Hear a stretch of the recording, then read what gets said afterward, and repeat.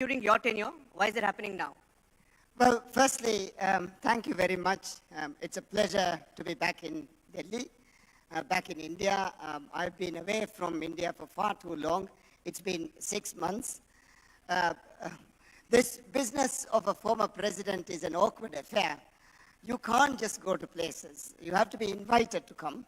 So thank you very much for inviting me. Thank you, the editor-in-chief, and thank you to the whole team. I love it here.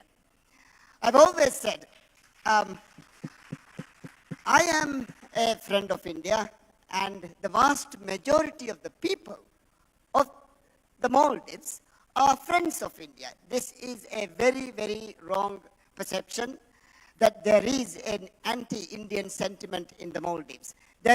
We do not have an anti-Indian sentiment in the Maldives. It's a small minority of people who, for their political benefit, have coined a phrase and have gone with this rhetoric. So, but before coming to your question, as you pointed out, I immensely admire your Prime Minister, Honorable Prime Minister Modi, and the work that the Prime Minister is doing. It is not only lifting the people of India to prosperity, it is giving a source of strength and honor and proudness to all of us. We want to rise with India. We want to plug into your development. We want to have prosperity in our islands, in the neighbor, and whatever good happens here will overflow to our neighbors, to your neighbors. And therefore, it is very important for us that India keeps on rising. I have no doubt that this will ever stop. The coming decade will certainly be the decade for India. Now, coming to your question, why has the Maldives signed a defense agreement with China? To start with, I have my doubts if they have actually signed anything other than a supply contract. In 1988, there was an attempted coup in the Maldives. India instantly stepped in, aborted the coup, and brought back the government again. Every time when there's been a defense or a security issue in the Maldives, it's been India who has come to our assistance. The number of defense agreements and military exercises that we jointly have are far more than anyone else can ever have. So it's unfortunate that the Maldives has thought, or the president has thought, that he needs to buy tear gas and rubber bullets from China, and I am afraid that this will be again used against us. So this is not something that I would ever celebrate. I think stronger democracy, rule of law is how you govern, not through the barrel of the gun. So whatever equipment that we have bought is unnecessary, and I hope that they will remain unnecessary. And the institutional links between our two countries are far stronger than just one equipment contract. President Nasheed, now Muizu, right? He's come to power with an anti-India sentiment. He came to power with the India Out campaign, right? But is that the Maldivian sentiment? Is that what the people of Maldives feel? I do not believe that he has come to power because of an anti-India rhetoric. He came to power because my old party was weak. Our sitting president was weak. Our party was fractured. We couldn't unify the party. And we went into a presidential election thinking that they could win with one section of our party. So it was very unfortunate that this had happened. Anti-India sentiment is not a Maldives sentiment. I have to stress this again and again and again. We, as I keep saying, we read the same books, we watch the same films, we eat the same food, we have similar cultures, and we are very, very united. We are the same people. You cannot divorce us. You cannot marginalize us from India. And I never would believe that a sensible thinking Maldivian would ever believe that there can be any political gain by having an Indian sentiment. Most of our doctors are Indians. Most of our teachers are Indians. Most of our accountants are Indians. The middle establishment is very much assisted by India. So it is foolhardy for us to think, outrageous for anyone to think that an anti-India sentiment is a Maldives sentiment. I've come here at a very difficult time. Yes. And especially having to sit with journalists like, high-flying journalists like you. So we're not high-flying, sir. And trying to defend, trying to bat it out would be, I know, difficult. But I really do want to say that this is not a Maldives sentiment. We are your friends, and we will continue and remain as your friends. Fantastic. So when for example, Muidzu says there will be no Indian troops on Maldivian soil, he said that. He's given a deadline of May 15th, if I'm not wrong. He says, I think there are roughly about 89 Indian troops in Maldives as of today. And when he says on the 15th of May, there will be no Indian troops in, military uniform or in civilian clothes, how long do you think it's going to last? Well, we have 3 Indian helicopters and 1 Dornier flight. Will he return those helicopters? We still have 3 Indian helicopters. Yes. And 1 Dornier flight. These were brought for medical evacuation. When our people get ill in our far-flung islands, these helicopters bring the patients to our hospitals. We have few developed hospitals. So these are in few islands. So to have medical emergency evacuation, India has helped us to bring these people to hospitals. And they have benefited our people immensely. They have alleviated a lot of pain. And I believe that they should continue, and they will continue.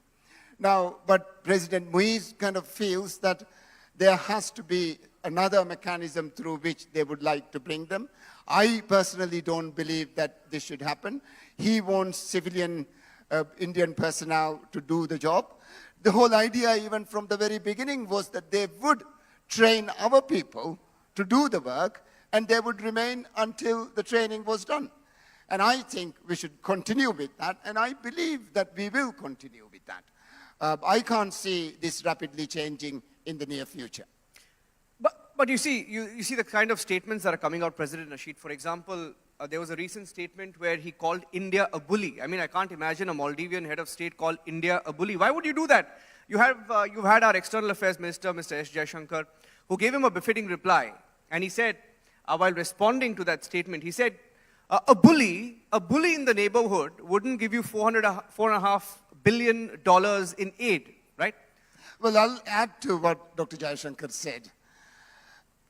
When little Maldives asked India that they would want the troops gone, you know what India did?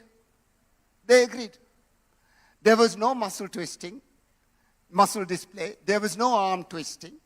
They just wanted to have a conversation, find out how this can reasonably be done. That's not an action of a bully. An action of a bully would be to display your muscle. Of course, you do have far more stronger than anyone around in our region, or for that matter, the planet. That's not what India did. What India did was they respected a small island nation for whatever, right or wrong. They respected it, spoke to them, they are speaking to them, and they are finding ways of how to hand over. And I believe these are actions of a responsible superpower. These are not actions of a bully. Money is just one thing, but how you act, how you behave, how you treat your small neighbor, that is where a definition of bullying would come. And you would never see that. If you go back to the 70s and 60s and the United States and their neighbors and what was happening there, you would see the difference. Here is a responsible superpower rising, and I like it. I want to see India rise, and I strongly believe that our safety and our security is linked.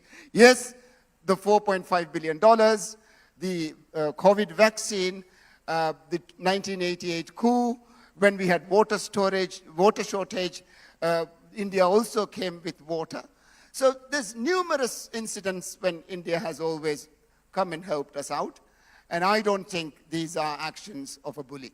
That's very wrong to say it. Yeah. No one should say it. And I will condemn this all the time. And when you speak of bullies, how would you describe China? Would you call China a bully, or would you call China or refer to China as a honey trap? I'll tell you why. Because see what's happened to Sri Lanka, and you have friends in Sri Lanka. See what has happened to Nepal, what they're trying to do in Bangladesh, for example, and in Bhutan, right? Now, all of them are wary of China today. Why is Maldives suddenly taken this still? You know, throughout the region, we swing from one side to another after every election. This is a habit. But we must try and see that we have stable foreign policy, where we have more center and not keep on swinging from one side to the other. But this is happening. It's part and parcel of multi-party democracy. If I say it's white, my opposition would instantly come out and say it's black. So there is that element to it as well. But China has given a lot of loans to our countries to build a lot of infrastructure. Now, I do not think that we should measure development with concrete. The more concrete, the more steel you have, the more glass you have, that doesn't necessarily mean you're developing more. They intentionally raise the price of the projects so that the business plan fails. When the business plan fails, you can't pay back your loan. So when you can't pay back the loan, then they ask for equity. And with equity, we lose more sovereignty. So I think this whole idea that development depends on huge amounts of infrastructure is very wrong. Development is what happens to you. It's your own prosperity and it's your own happiness. So I think when countries want to counter the Road and Belt Initiative, it's not another Road and Belt Initiative. It must be focused on small projects that have big impact on households, on people. And I think a lot of the Indian projects in the Maldives are driven in this way. I've had many conversations with your officials, and they do agree that this is the best way to go about assisting a neighboring country. And I believe that, you know, we are very heavily indebted. All of our countries are very, very heavily indebted. And this year, more than I am told, that up to 25 to 30 countries would go into default. Poor countries, developing countries, have to pay over $500 billion in interest alone to all these loans. We don't have that money because none of these projects were actually financially viable. So it is going to be a difficult year. There will be more defaults and there will be more chaos all around us. So it's going to be sad, and I think we should be very, very mindful about where the money is coming from, how the money is spent, what are the terms of these investments. And I am very glad that, you know, Indian investments go through a tendering process. Yes. And we know what is coming to our country. It's not just some vanity project for a minister. It's done through enough assessments, and it's going through a process. And the rates are very, very low. So these are development loans. And the price is the best price. So I think there is a marked difference between what we get from India and what we get from China. I would go for Indian assistance any day. Great.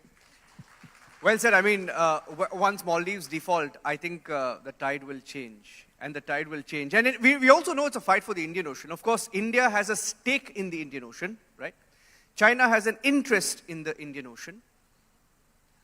Now, I wanted to ask you, because I was speaking to you just before this, and you mentioned that the current president of Maldives is running out of support. Is that true? Is he isolated? Is there a chance that the government could fall in the Maldives? Well, he won the elections, as I said, A, because our party got fractured and the president was very weak. B, because the former president, President Yamin, and the breakaway from the MDP also supported him. But now all of these people have left him. His own party is fractured, where President Yamin has distanced himself from the new president, and no one is around him. So he is looking very, very isolated.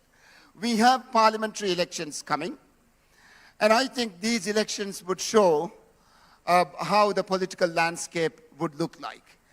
And I am hopeful, and I am very confident that we will be able to bring sanity to the Maldives. Sensible people will do sensible things, and we can't go along this trajectory and this pathway. It will change. Yep. Now, about the Indian Ocean. Yes. The Maldives occupies the navigable parts of the Indian Ocean. We are a very big country. We are a big ocean state. We stretch 1,000 kilometers from north to south. Most of the trade routes and supply lines converge into our space and our country. So there is always people who want to dominate the Maldives. And we should always be mindful about that. And because of this, safety and security of the Indian Ocean is so important for all of us. India is very relevant for us. And we must have good relations with India. I believe these are the sensible paths that we should take, and I think it will continue. You know, we have our Prime Minister here is very popular, you know. He likes to dive, he likes to snorkel. And why was there such a meltdown in Maldives when our Prime Minister went to Lakshadweep? Why did your politicians lose it? At least a set of them. Right? They lost it on social media. They put out posts, bordering on hate, right? Why did they go into a meltdown? Well, small minds do wrong things. Developing tourism in Lakshadweep would be for the benefit of the Maldives. It's complementary. It's never competitive. When Sri Lanka grows, when Sri Lankan tourism prospers, it's always a benefit to the Maldives. Someone who is going to Lakshadweep is more likely to come to the Maldives as well, because you've been there and there is another destination right next door. So very often people take these multiple destination tours. So I think it was wrong even economically. We've understood this about Maldives tourism industry and how it helps when Sri Lankan arrivals increase, Maldives arrivals will increase. So I think a tourism development in Lakshadweep would benefit us all. There is nothing wrong with having tourism in the Lakshadweep, and it would be beautiful. I am sure it can be done. And I believe a lot of our own entrepreneurs, because they have a very good experience on developing resorts, they probably have better experience in this region in developing resorts, and they would jump to the occasion. Yes. They already have resorts in Seychelles, they already have resorts in Zanzibar, so I am sure our entrepreneurs would jump to the occasion, and they do want this. They've been wanting tourism development in Minico Islands as well. So I think, to start with, this was wrongly thinking, and it was small minds talking about silly things. And I'm glad that these low-level government officials have now been removed. And these are activists who suddenly was brought into government, and then they just kind of ran on the wrong side. Sad, and I am sorry. Yeah. I am extremely sorry that they have done this. Now that's it's graceful of you. But is it true that tourism industry has actually taken a hit because of the boycott by Indians? Well, yes, a lot of Indian tourists have stopped coming to the Maldives, and even if the aggregate number remains, we must understand that resorts specialize in destinations. There'll be resorts who specialize in Indian tourists. And for them, it would be a very, very big hit. So the boycott campaign here has hurt us. And again, I've come here to tell you, please come to the Maldives. And you must win our hearts and our minds. They are with you. To hit us back is, I am sure that's not the view of the Honorable Prime Minister. I know the Honorable Prime Minister very well. I'll tell you, I don't know if I'm allowed to say this, but Laila, my wife, when she asked the Prime Minister not to come to the Maldives while I was in prison, the Prime Minister not only not came to the Maldives, but got me out as well. So I can go on saying so many instances, and our relationship with the Honorable Prime Minister is very rich, very friendly, and I am sure it will continue. Yeah. And finally, I had a classmate. I had a few classmates when I studied in Bangalore, a city in Karnataka. And, they're back in the Maldives, and some of them are in the tourism business. And they tell me it started with India out, but the mood now is Muizu out. Is that true? Is that going to happen? Well, you see, when you go against entrepreneurship, when you actually hurt your own people, it will be difficult to win their hearts. It will be difficult to get their support. So I think the President, Dr. Moise, would realize what has happened, and he will have to change course, redirect himself, and see that we remain strongly together. This is not the path that we should take. All right, he's traveled all the way from Ghana in Africa to be with us at the Republic Summit this year, and he's going back to Ghana after this, so big round of applause for President Nasheed. There's one more little thing, yeah. Right? Going to the topic, what should India do in the coming decade? India, I believe, will save the planet. I am very sorry, this hasn't come up here. We have to decarbonize. We have to find a low-carbon development strategy that would give us the same economic outcomes, but without damaging the planet. The biofuels that your energy minister was talking about, I was very excited about it. The renewables that you are bringing, your net zero targets. So India will be the leader in saving the planet. That is bigger than anything else.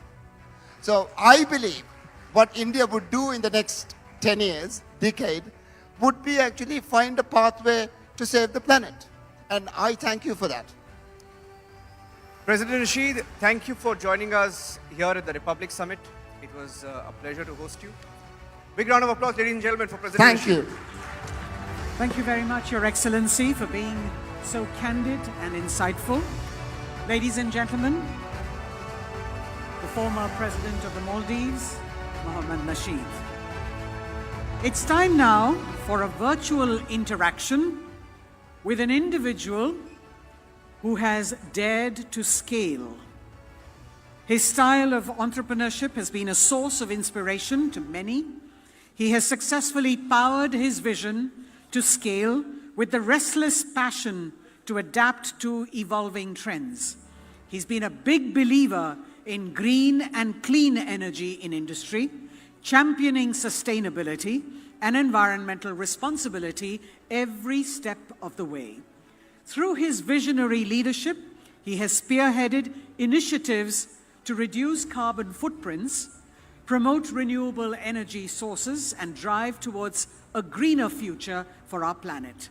He has delivered on aggressive acquisitions, strategically expanding reach and influence in key markets while maintaining a steadfast commitment to working on the larger goal of building a robust Bharat.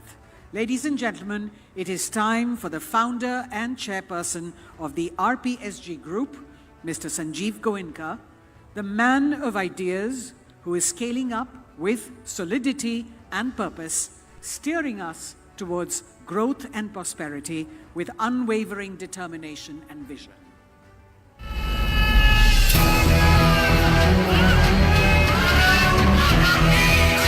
India and Indians is unparalleled. It's not only given the world a new confidence in India, a new respect for India, a new respect for Indians, but it's given all of us within India, every Indian, the confidence and belief that we can perform, we can deliver, we can compete.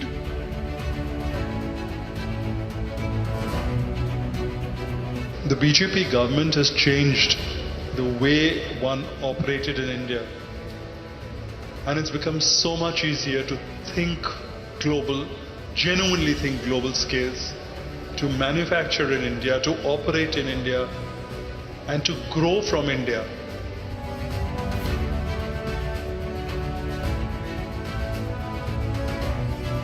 I must say that we've recently, over the last few years, invested a lot in Uttar Pradesh.